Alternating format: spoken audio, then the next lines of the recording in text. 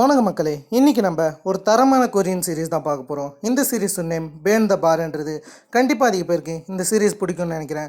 அந்தளவுக்கு ஒரு அருமையான கான்செப்டை உள்ளார எடுத்திருக்காங்க. அதிக பேர் இதை மஸ்ட் வாட்ச்னு சொல்கிறாங்க. ஃபஸ்ட்டு 2 எபிசோடில் இது மாஸ்டர் பீஸ்ன்னு சொல்கிறாங்க. கண்டிப்பாக நீங்கள் பாருங்கள், உங்களுக்கு இது பிடிக்க வாய்ப்புகள் இருக்குது.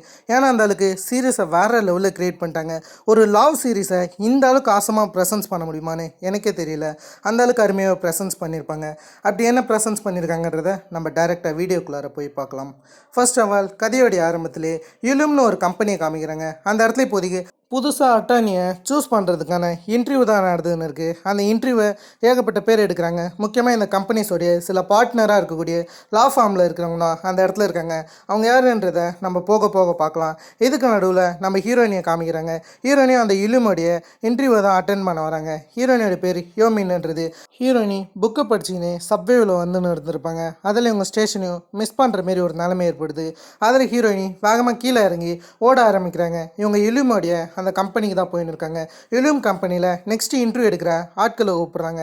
அதில் ஹீரோயினோட பேரையும் கூப்பிட்றாங்க. ஆனால் ஹீரோயினி அந்த இடத்துல இல்லை.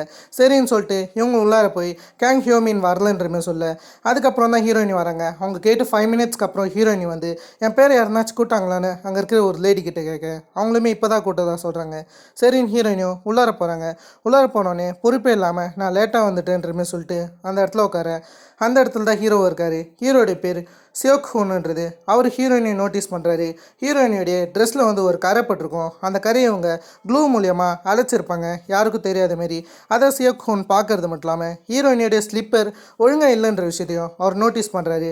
அவர் அப்படியே ஹீரோயினிக்கிட்ட, நீங்கள் லேட்டாக வந்துட்டீங்கன்னும் போது இந்த இன்டர்வியூக்கு நீங்கள் கேப்பபிளான ஆள் கிடையாது, அதெல்லாம் வெளியே போங்கன்னு சொல்ல, ஹீரோயினும் வெளியே போகிறாங்க. போகிறதுக்கு முன்னாடி உங்கள் மைண்ட் எப்போனாச்சும் மாறுச்சுன்னா என்னை கூப்பிடுங்க, நான் வெளியே தான் காத்துக்கின்னு இருப்பேன்ற மாரி ஹீரோயினியும் சொல்ல, சரின்னு ஹீரோயினியும் கொஞ்சம் வருத்தத்தோடு வெளியே போகிறாங்க.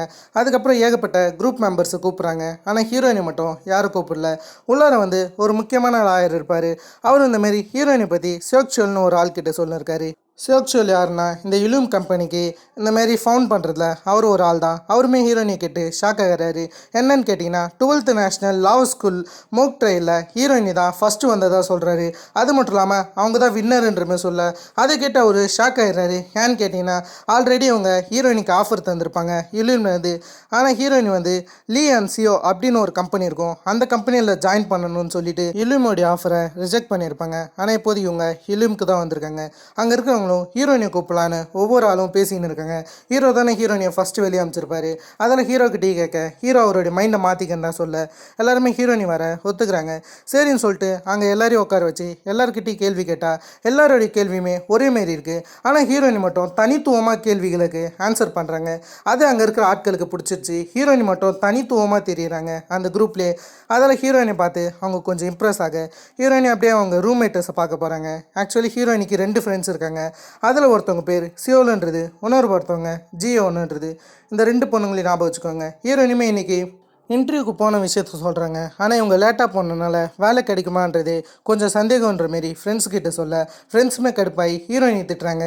இதால் தான் உன்னை லீ அண்ட் சியோவிலேருந்து வெளியே அமிச்சாங்க, அது உனக்கு தெரியாதா, அதே தப்பை தான் திரும்ப பண்ணியிருக்கேன்னு சொல்ல, ஹீரோயினி அந்த வருத்தத்தில் இருக்கும்போது திடீர்னு இவங்க இந்த மாதிரி என்ட்ரி லெவலில் பாஸ் ஆகிட்டாங்கன்னு மெசேஜ் வர, ஹீரோயினி அதை பார்த்து ரொம்ப சந்தோஷப்படுறது மட்டும் இல்லாமல் அவங்க ஃப்ரெண்ட்ஸோட என்ஜாய் பண்ண ஆரம்பிக்கிறாங்க.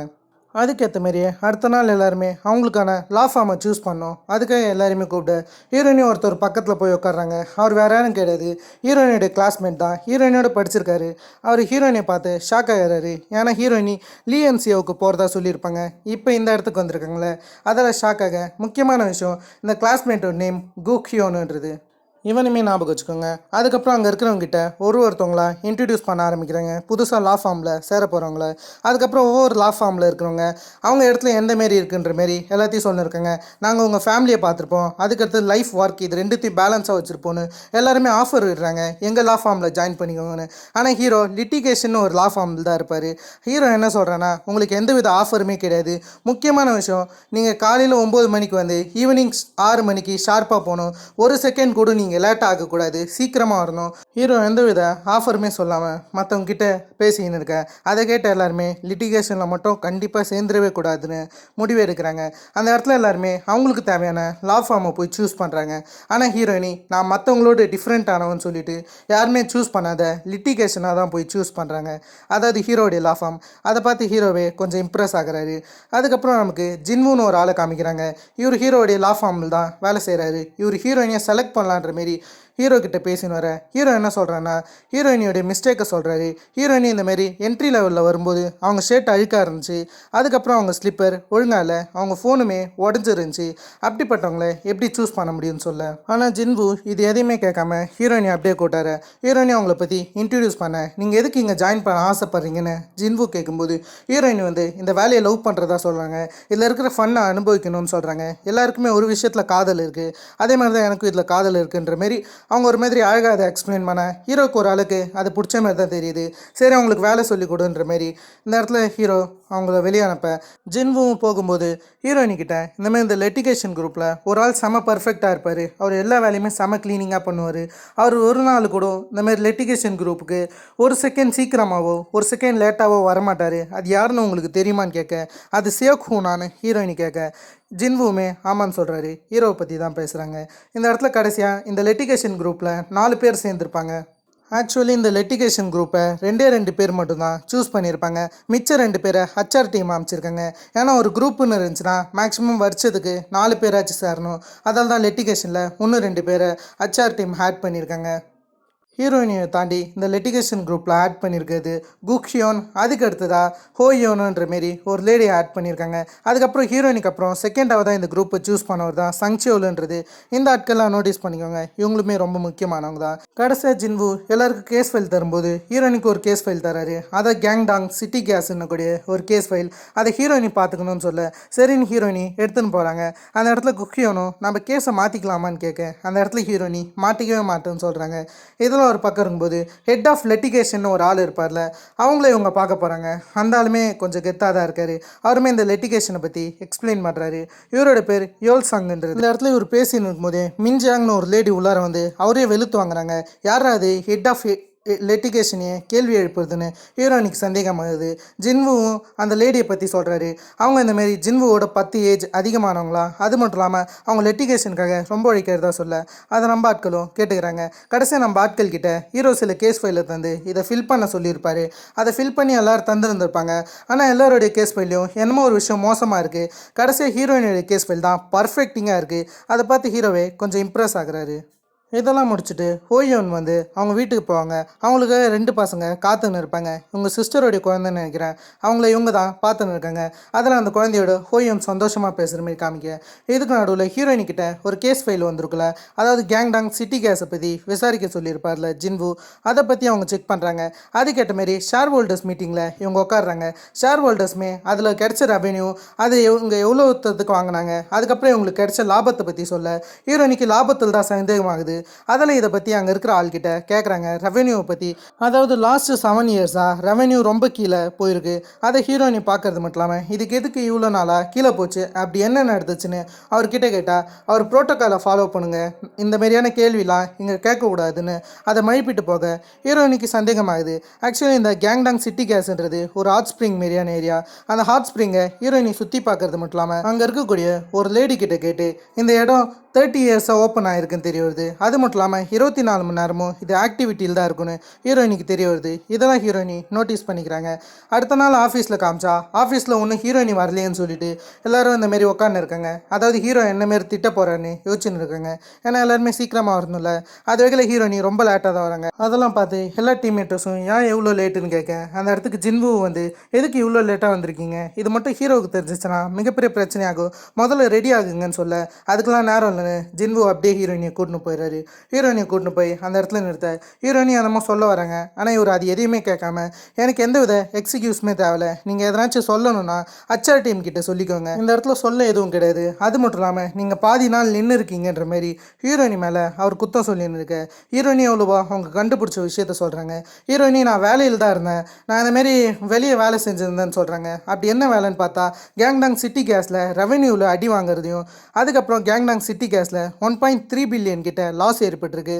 அதை மொத்தமாக அதர் ரீஜன்ஸ் படி பார்த்தா 3.8 பில்லியன் கிட்ட லாஸ் ஏற்பட்டிருக்குன்னு ஹீரோ நியூஸ் சொல்ல, இதை ஹீரோ செக் பண்ணி இதை கரெக்டுன்னு புரிஞ்சு இந்த கேஸை இவங்க ஸ்ட்ரெயிட்டாக கோர்ட்டுக்கு கொண்டு போகிறாங்க. அந்த இடத்துல ஹீரோயினி எல்லா உண்மையுமே போட்டு உடைக்கிறாங்க. அதாவது லாஸ்ட்டு 7 இயர்ஸாக ஏன் ரெவன்யூ குறைஞ்சது, அதுக்கப்புறம் சரியான ஒர்க் இருக்குது, இவங்க எந்த டீலுமே தரல, ஒர்க்கர்ஸ்க்கு லீவே கிடையாமல் இவங்க வேலை வாங்கி இருந்திருக்காங்க. அது மட்டும் இல்லாமல் 1.3 பில்லியன் கிட்ட லாஸஸ் ஏற்பட்டிருக்கு. அதுக்கப்புறம் 3.8 பில்லியன் அதர் ரீஜன்ஸ் படி பார்த்தா டேமேஜஸ் ஏற்பட்டிருக்குன்னு ஹீரோயினியும் சிம்பிளாக அந்த கேஸை ஃபினிஷ் பண்ணிட்டாங்க. ஃபினிஷ் பண்ணிட்டு அப்படியே போக அந்த சிட்டி கேஸில் இருக்கிறவங்களும் செம்மையாக திட்டின்னு இருக்காங்க. ஹீரோவுமே பின்னாடி இருந்து ஹீரோயினுடைய திறமையெல்லாம் பார்த்துன்னு இருப்பார். ஹீரோ கொஞ்சம் இம்ப்ரெஸ் ஆகிட்டாரு. சரின்னு ஹீரோ ஏஞ்சி போகலான்னு பார்த்தா ஹீரோனிக்கு அதிக சிட்டி கேஸ்லேருந்து எங்கள் இடத்தையும் வந்து பாருங்கன்ற மாரி ஹீரோனிக்கு ஆஃபர் வர, அதெல்லாம் ஹீரோ பார்த்துட்டு ஒரு மாதிரி சந்தோஷமாக அந்த இடத்த விட்டு போகிறாரு. ஹீரோனிக்கு சந்தோஷமாக தான் இருக்குது. இதுலேயே நீங்கள் ஹீரோயினுடைய திறமையை புரிஞ்சுக்கலாம். இந்த பக்கம் ஹீரோயினி அவங்க பாய் ஃப்ரெண்டோட டின்னர் சாட்டின்னு இருக்காங்க. ஆக்சுவலி ஹீரோயினுடைய பாய் ஃப்ரெண்ட் வந்து இலிமோடைய எதிரி கம்பெனியான லிஎன்சிஓவில் தான் வேலை செய்கிறாரு. அதெல்லாம் பற்றி இவங்க பேசின்னு அப்படியே வெளியே வரும்போது இந்த பாய் ஃப்ரெண்ட் அவருக்கு தெரிஞ்ச ஒரு ஆளை பார்க்குறாரு. அவருமே ஹீரோயினை பற்றி கேட்க அந்த இடத்துல இருக்கிற பாய் ஃப்ரெண்டுமே இவங்க தான் என்னுடைய ஃபியூச்சர் ஒய்ஃப்னு சொல்ல, அந்த ஆளுமே ஹீரோயினுடைய நேமை கேட்டால் அந்த இடத்துல ஹீரோயினி சொல்ல வராங்க. ஆனால் இவர் முந்திக்கிறது மட்டும் இல்லாமல் ஹீரோயினுடைய நேமை சொல்லிவிட்டு அதுக்கப்புறம் ஹீரோயினுடைய அப்பா ஒரு சீஃப் ஜட்ஜாக இருக்கிற விஷயத்தையும் ஹீரோயினுடைய அம்மா ஒரு லாவ் ஸ்கூலில் ப்ரொஃபஸராக இருக்கிற விஷயத்தையும் இவர் சொல்கிறாரு. அதெல்லாம் கேட்டேன் அந்த ஆளுமே சந்தோஷப்படுறாரு. ஆனால் ஹீரோயினிக்கு தான் ஒரு மாதிரி இருக்குது. சரின்னு சொல்லிட்டு இவங்க காரில் போகும்போது ஹீரோயினி நீ எதுக்காக என்னை லவ் பண்ணுறன்ற மாரி இந்த பக்கம் அவங்க பாய் ஃப்ரெண்ட் கிட்ட கேட்க, அவன் சொல்கிற காரணம் எனக்கு சார்ட்டிஃபிகேஷனாக இல்லை, ஒரு மாதிரி நல்ல காரணமாக தான் இருக்குது. அந்த இடத்துல இவருமே உன்னோடைய பேக்ரவுண்ட் தான் அதுக்கு காரணம்னு நினைக்கலாம், அதுவுமே ஒரு வகையில் ரீசன் தான், நீ இருக்கக்கூடிய இடம் அதுக்கு அடுத்ததா உன்னை எனக்கு பிடிச்சது காரணம், நீ இப்படி இருக்கிறதால தான் நீ ரொம்ப அழகாக இருக்கன்ற மாரி அவன் எவ்வளோ உருட்ட முடியுமோ அந்த அளவுக்கு உருட்டின்னு இருக்கான். ஹீரோயினுமே இந்த பாய் ஃப்ரெண்ட் கிட்ட என்னமோ ஒரு விஷயத்த சொல்லணும்னு சொல்கிறாங்க. ஆனால் அதை அப்புறம் சொல்கிறன்ற மாரி ஹீரோயினி அதை மறுக்க, இந்த இடத்துல ஹீரோவை காமிச்சா அவருடைய ஒய்ஃபோட எடுத்த அந்த வீடியோ பார்க்குறாரு. அவங்க ஒய்ஃப் கூட ஒரு டாக் இருக்கும். அந்த டாகோட அவங்க ஹீரோ கொஞ்சின்னு இருப்பாங்க. அந்த விஷயத்தில் ஹீரோ பார்த்துன்னு இருக்க பக்கத்தில் ஒய்ஃப் உட்காடுறாங்க. உட்கார்றது மட்டும் இல்லாமல் நீ நம்ம டாகை மிஸ் பண்ணுறியான்னு கேட்க அவருமே மிஸ் பண்ணுறதா சொல்கிறாரு. அதுக்கப்புறம் அந்த ஒய்ஃபும் நீ என்ன மிஸ் பண்ணுறியான்னு கேட்க அந்த இடத்துல ஹீரோ கண்டிப்பாக இல்லைன்றமே சொல்ல, அந்த ஒய்ஃப்மே நீ பொய் சொல்கிறன்றமே சொல்ல, என்னன்னு பார்த்தீங்கன்னா அந்த இடத்துல ஹீரோவுடைய ஒய்ஃபே கிடையாது. இது மூலியமாக அவங்க இறந்து போயிட்டாங்கன்னு தெரிய வருது. கடைசி அந்தமாரி ஒரு சின்ன ஃப்ளாஷ்பேக் காமிக்கிறாங்க. அந்த ஃப்ளாஷ்பேக்கில் ஹோஜோன்னு ஒரு பொண்ணு என்னமோ ஒரு விஷயத்தை ட்ராயிங் பண்ணியிருக்கேன். அந்த இடத்துக்கு ஹீரோயினி வருது மட்டும் இல்லாமல் அந்த ஹோஜோ பொண்ணுடைய முடியை பாதி வெட்டி விட்டுறாங்க. அந்த ஹோஜோ பொண்ணுமே ஹீரோயினியை தள்ளி விட ஹீரோயினுடைய கையில் காயம் பட்டுருச்சு. அதுக்கப்புறம் அந்த ஹோஜோ அவங்க அப்பாவை போய் ஹக் பண்ண ஹீரோயினி அவங்க அம்மா தூக்கின்னு போயிடுறாங்க. இது என்ன கதைன்னு தெரியல. ஹீரோயினுமே ஹோஜோவை கூட்டின்னு போகாதீங்கன்ற மாரி பயங்கரமாக கத்தின்னு இருக்காங்க. இதெல்லாம் ஹீரோயினிக்கு ஒரு கனவாட்டம் வர மாரி காமிச்சு இந்த எபிசோடை டோட்டலாக ஹெண்ட் பண்ணுறாங்க. இது என்ன கதைன்னு தெரியல. அப்கமிங்கில் இது எப்படி பாதிக்க போகுதுன்றதை நம்ம போக போக பார்க்கலாம். ஃபர்ஸ்ட் ஆஃப் ஆல் நீங்கள் இந்த ட்ராமாவை இந்த ஃபஸ்ட் எபிசோட்லேயே புரிஞ்சிருக்கலாம். ஏன்னா ஒரு தரமான ட்ராமா, கண்டிப்பாக மிஸ் பண்ணுறாதீங்க.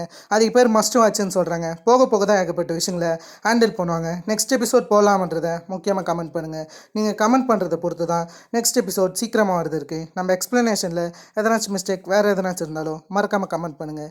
இதேமாதிரி நான் உங்களை வேறு ஒரு தன்னால் ஆசமான வீடியோவில் சந்திக்கிறதுக்கும் ஹேவ் ஃபன் கைஸ்.